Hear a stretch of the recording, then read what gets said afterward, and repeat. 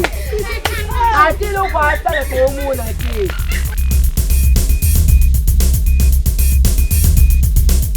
Linga kiyo mingi, Janina. D'abord, on s'en va calme. Ça va banda ko beba bakiti sa sudu ta bakiti buka la.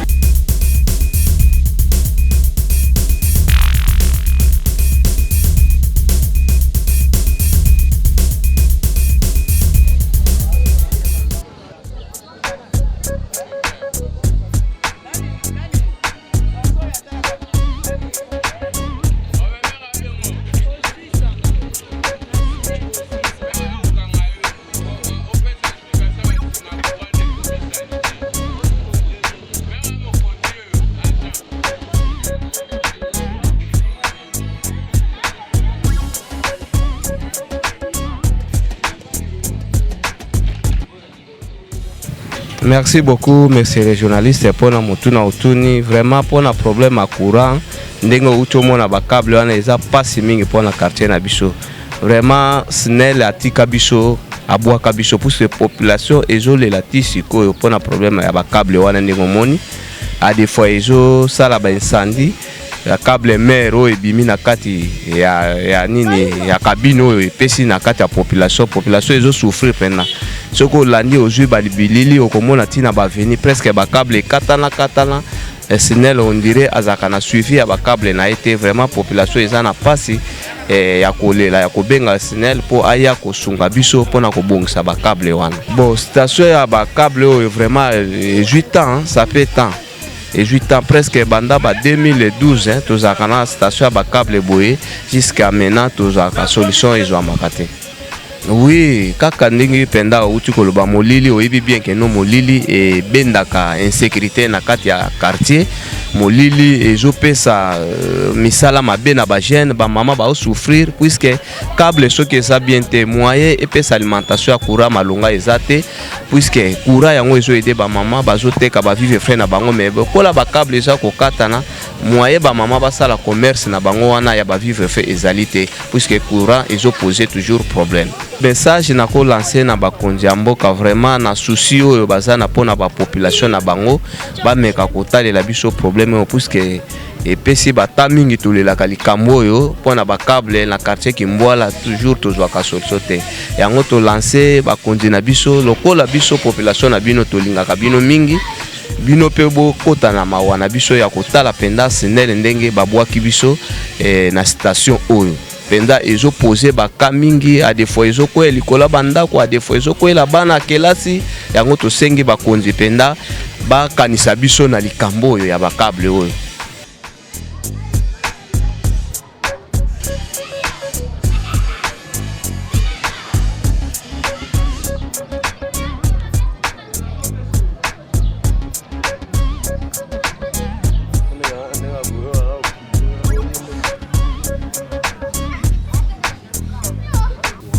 Oui, na Kimbwala toza penza na problème à courant. Il y avait vraiment un problème à courant, ça fait longtemps. Parce que tout le monde dépend de la cabine moko eza ya makabi. Il y a un bando ko alimenter Kimbwala mobimba. Ça fait un moment ba ko sende yango ba pesi biso cabine mususu na mangoba et puis un moment aussi ba ko kabola lisusu cabine ya makabi on ezaki surchargé. Ba ko pesa biso cabine mususu koto na prépayé, na courant prépayé. Mais pour le moment courant prépayé on a comme mususu na deux bandades makasi. Donc, ngam mususu a venu makabi koto toza na courant T. Ça fait au moins déjà un mois et à courant prépayé. Et ça ko beba. En fait, la raison est que ba triquer en ba yibi en au lieu qu'on soit na compteur, ba on a ba courant direct. Ce qui fait que toza na courant T, ça fait déjà au moins un mois. Nous avons vraiment un sérieux problème du courant na Kimbwala. Or que on peut pas manquer du courant na Kimbwala. Nous avons au moins 3 cabines na Kimbwala. Cabine à Mangoba, cabine à Makabi, et puis cabine à courant prépayé. Donc, 3 ans à courant T. Mais une grande partie à Kimbwala, ils ont manqué pendant courant pour le moment. Et là, ils ont handicapé qu'ils ont courant pour le moment. La première des choses, net côté partie prépayée. Et ça, bayibi courant wana ba Jean Kaka o ba distribuer courant na ya prépayé, ba facilité, ba vol ya courant wana direct. Au lieu que les compteurs ba yibi en directement. De deux, soki tomati côté na biso ya cabine à Maccabi eloko zoboma biso eza SNEL force de charge ya basinga na ye ba câble la SNEL ne peut pas manquer de câbles. Il y a plein de câbles on voit to les kana ba tete la wana tozomona ba rouler ba câbles zo pourrir wana. Hein? Même ici, oh, IGF, maman, on fournit des câbles. Il y a des câbles, tous on a des informations. Mais ma câble, on a des câbles, ma bébé été.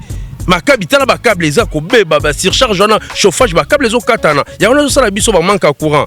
Les messages les plus clés au biso, moi personnellement, on a relancé, la part il y a biso qui moi là, bah aider biso. SNEL a des câbles, SNEL a la potentialité, il y a quoi aider biso. Abim ça ba moyen wana. Oyo azobomba wana ba câble wana aya na cabine à Maccabi ba alimenter yango de deux na cabine oyo ba tchaki ya prépayé ba longola nan ba tuana nyeso ba landela nan ba sala recyclage ya ba abonné o ba yibi courant wana ya bola fo ba yibi wana ba direct ba longola bango ba zongisa biso à lune parce que le courant prépayé ne coûte absolument rien. Ne coûte absolument rien quand on achète les courants. C'est pas vraiment grande chose hein. C'est peu de choses là. Alors ba aider biso na recyclage na ratissage plutôt il y a ba gens il y a ba abonné na côté prépayé donc SNEL a emmené en main vraiment na kimbo la facture il y a quand il faut tamara régulièrement moi je fais partie na côté prépayé biso to somba courant na carte côté on va foutre la facture régulièrement facture yaka facture ba foutre yango mais seulement que la grande chose est que facture yaka plus ba côté à fin du mois quand tu as la fin du mois on va alimenter courant au moins na ba ndenge moko ya bien parce que ils vont distribuer les factures et par après et bebi nango facture foutre maraba tu vas foutre facture mais bazo bénéficier na courant ôté. La situation à Kimwala du courant c'est vraiment précoce. Nous avons un très grand problème du courant ici à Kimwala dans mon quartier. Moi j'habite Kimwala. Les Kimwala ça se divise avec 3 cabines. Cabine Mango, cabine Maccabi et puis cabine prépayée. D'où à Kimwala la cabine prépayée là. Pour le moment, nous avons une grande partie. Il n'y a pas de courant. Suite au vol du courant direct. La cause de ce manque du courant, surtout aux cabines prépayées, on nous dit que non, la câble a été un peu endommagée. Mais l'endommagement du câble, c'est fait parce que les agents de cabines là prépayées ont fait voler du courant direct chez les abonnés. Ce qui a fait les surcharges.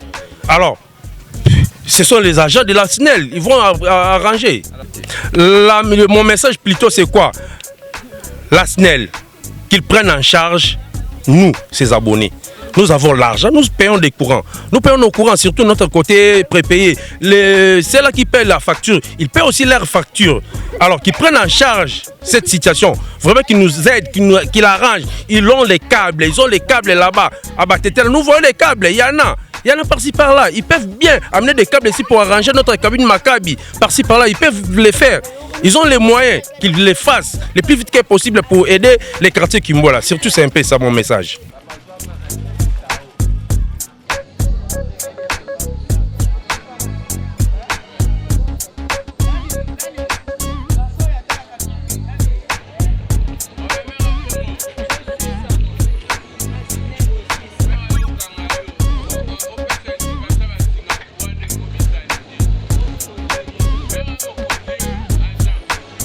Oui, bien sûrement.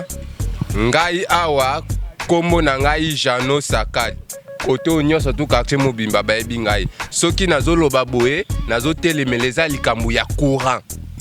Courant awa na quartier Kimwala. Côté mususu ba coureza bien, mais côté mususu courant ni bazoko sala boye. Poni ni toza divisé en 3 parties. Ya courant. Ni courant prépayé na courant normal ya Mangoba na courant na biso ya Maccabi A. Siko côté courant prépayé batu ba bendi yango ke côté nyoso tout boye basangi courant. Donc c'est une grande partie au basangi courant. Yango nazo côté lemela ba konzia SNEL. Ba meka moi mukie ko landela côté ya courant. Ba meka moi mukie ko landela côté ya courant prépayé. Bande on a biso bazoko souffrir boye pona courant basali presque 2 mois. 2 mois bazangi courant. Yango nde loko na lingaki na telemela. Awa na quartier oyo.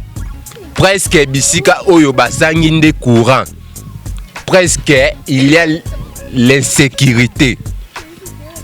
Dans la partie oyo bazangi courant presque il y a l'insécurité mais place oyo tozana courant sécurité zali. Kuna bazangi insécurité dernièrement ni collègue nanga uti ko kita boy do ba ibie chombo ya iPad do ba ibie chombo poni ni Mac de Moulili Mac de c'est ça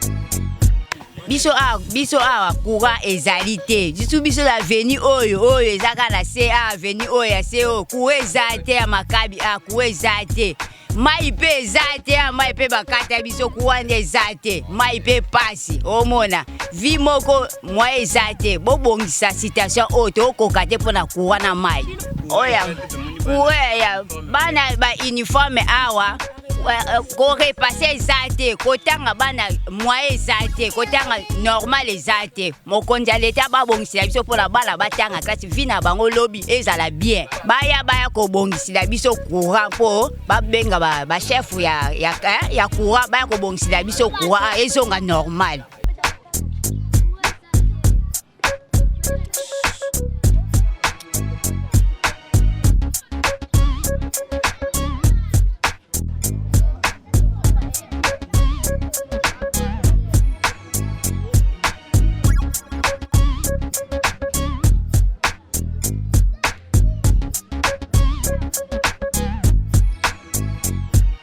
Awa biso papa to sali sikoyo 2 mois na 2 mois wana courant ezalaka te na 2 mois wana tozolala ka Moulili e ba nkulu na baye kokotela biso awa moyen ezali te soki baye bobeti banene babandi ko beta banene ba porte soki bobandi ko ningisa banene basanyi na banene bakimi ali soki bakoti bolali bankulu na wana baye pona Moulili eleki tozolala kaka na Moulili 2 mois yango na Moulili tozolala mabe sikoyo ye ko bota mingi na kati ya quartier na biso moyen ezali te cause ya courant ezalaki te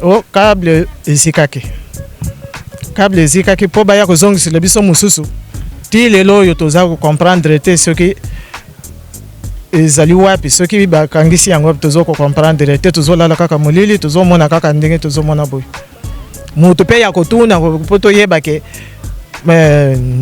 révolution ya nini ya courant ndenge nini azate to sepeli lokola boye bo memela biso kaka sango tozolala Moulili 2 mois yango kinkulu na penze ye kotomboka na ndenge ya mukete message ezali kaka bakanisa pe biso te bakanisa biso bazongisela biso courant oyo ezali courant te ke yo kosaleli yango bongo osakani na te tozo futa tozo somba ba carte ezali courant ya pamba te mais toza ko kamwa soki bazalaka na posa ya mbongo te ti lelo yo boye deuxième mois yango tozo lala kana Moulili en tout cas ekomi pasi soki baye kaka na biloko wango malamu ke ateka aluka na ba quartier mususu esika bayebani na bandeko nde bakokende ko bombisa mais soki pona ke awa na kati ya quartier moyen ezali susu te.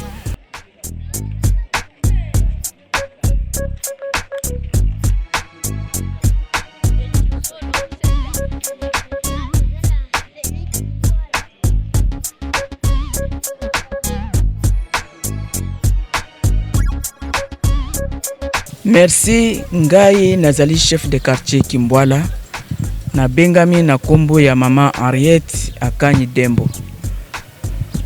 Nazali ku représenter bakonzi na kati ya eteni ya mabele oyo. Mais na mboka oyo tozana ba difficulté ebele. Parmi ba difficulté wana problème pe ya courant ezali ko déranger population. Quartier ezali quartier ya munene. Ezali na bato ebele. Pour le moment, tozali na effectif ya 23 687 habitants. Et na esika nyonso pona koloba makambo ya développement facteur ya SNEL ezali donc kozwa une place primaire. Pourquoi soki courant ezali ba mama bato bazali koteka ba activité économique ezali kosala malamu. Soki courant ezali makambo lokola bakuluna bakimaka po ete bango balingaka bakopere na bazone sombre. Soki courant ezali donc développement ya esika ezali. D'où vraiment problème ya courant ezali ko se poser makasi. Parce que bazali na tokomi na système ya ba délestage. Ba câble oyo tozali na yango vraiment ozo mona ba câble ni ezali na ba risque ebele na bana mike o bazali kotambola. Mwana muke azalaka kaka na tendance à palper à mon réalité bazalaka ba setoma. Et kobanga na biso eke bana baya kokangama na courant au moment où ba parti ya ba câble na biso o ezali na se ezali nu.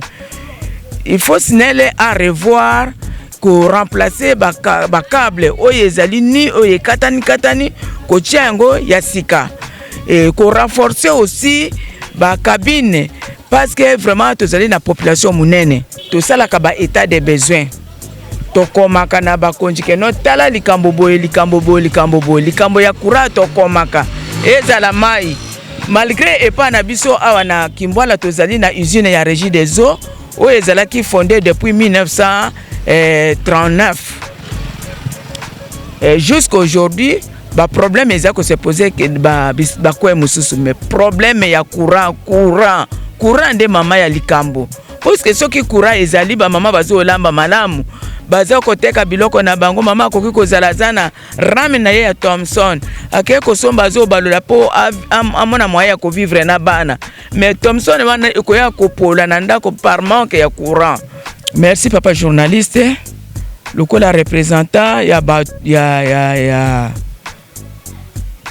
autorité pe bouche autorisée ya Kimbwala nazali kosenga na bakonjo bazali kolanda biso nazali munoko na bango bapesinga minoko na bango po ete tosenga courant bobongisa makambo ya courant ezala normal parce que soki courant ezali normal makambo ekotambola malamu pe développement ya quartier na biso ekozala malamu ndenge tozomona na ba commune ya kati tozana zamba te tozana kati ya ville ya Kinshasa na commune ya Mongafula. Kimbwala azana kati ya commune ya Mongafula na ville province de Kinshasa tozana na Congo central te tozana zamba te tozana kati ya ville. Papa journaliste na pesi bino merci pe na pesi fondation Malua na pesi merci po na ko songer koya tie pa na biso na Kimbwala po na baya ko mema ba souci na biso souci ya population na makambo etali courant po bakende kolobela biso bango bino bozala balobeli na biso kuna tosengi mungongo na biso eyokana kuna esika lokola boyaki awa mungongo ya Kimbwala eyokana bato bayoka vraiment que na Kimbwala bazana difficulté ya courant.